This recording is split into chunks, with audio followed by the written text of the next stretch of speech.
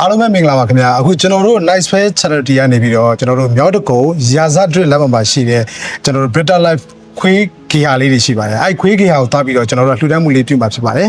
ဟုတ်ကဲ့ပါရှင် Battle Life Dog Shelter ဟာဆိုလို့ရှိရင်ခွေးကောင်ပေါင်း150လောက်ကိုမှကျမတို့ injury ဖြစ်တဲ့ကလေးတွေကျန်းမာရေးစောင့်ရှောက်မှုကိုပြုလုပ်ထားတဲ့ခွေးကေဟာလေးပဲဖြစ်ပါတယ်ရှင်အဲ့ဒီကိုကျမတို့ ਨੇ အတူ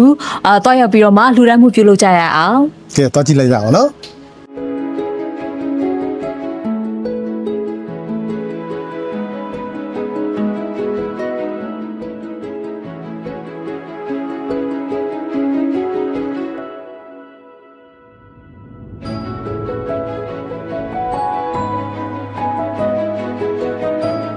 အခုဆိုလို့ရှိရင်ကျမတို့တော်ဝင်လန်းကနေပါဒီကျမနောက်မှာမြင်နေရတဲ့လမ်းဆိုတာရာဇဒရစ်လမ်းပေါ့နော်ဒီလမ်းလေးကကျင်းပါတယ်ကျမတို့အကျင်းတဲ့အတွက်ကြောင့်အခုဆိုကားကိုကျမတို့ဒီနားထိပဲရက်လို့ရတယ်ဒီကနေဆက်ပြီးတော့မှကျမတို့လမ်းလျှောက်ပြီးတော့ဒီကျမတို့ Battle Life Dog Shelter ကိုကျမတို့သွားမှာပဲဖြစ်ပါတယ်